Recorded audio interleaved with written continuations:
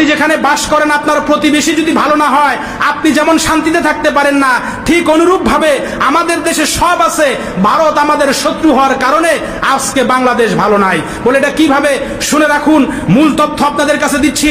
বাংলাদেশে ভারতের র কাজ করছে, বাংলাদেশে ভারতের র গোয়েন্দা বিভাগ কাজ করছে।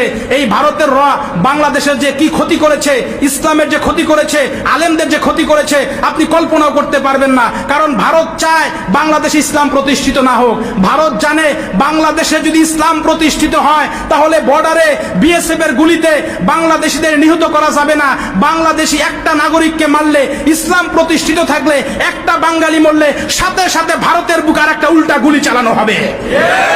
ভারত জানে বাংলাদেশে যদি ইসলাম প্রতিষ্ঠিত হয়, ইসলাম প্রতিষ্ঠিত হলে মাগনা আম আর ইলিশ খাওয়া যাবে না। ইসলাম প্রতিষ্ঠিত হলে ভারতের পানি দিয়া বাংলাদেশের উত্তরবঙ্গের মানুষকে ডুবাইয়া মারা যাবে না।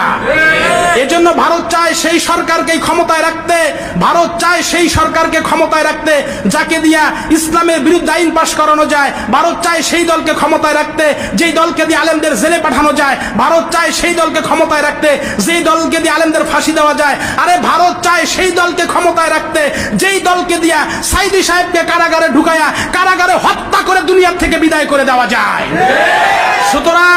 সুতরাং আমরা স্পষ্ট বলতে চাই, যারা ভারতের দালাল আছেন, ভারতের দিকে তাকায় আছেন, ভারত আপনাদের ক্ষমতায় টিকায় রাখবে না। ভারত আপনাদের ক্ষমতায় টিকায় রাখবে না। পতন যেই দিন হবে ভারতের বাবারও ক্ষমতা নাই আপনাদের পতন ঠেকায় রাখে। মনে রাখতে হবে, দেশের 18 কোটি জনতা ভারতের বিরুদ্ধে কথা বলে, ভারতকে দেশের জনগণ ভয় পায় না। হাতে গোনা কিছু দালাল আর একটা দল ব্যতীত এদেশের জনগণ ভারতকে ভয় পায় না।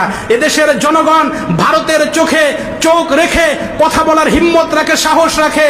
আরে এদেশে এখনো শাহজালালের উত্তরসূরিরা আছে যারা দেশের জন্য, স্বাধীনতা সার্বভৌমত্বের জন্য, ইসলামের জন্য হুকুম দিলেই যারা বীর শহীদ আবু সাইদের মতো রাজপথে নিজের জীবন বিলিয়ে দিতে প্রস্তুত।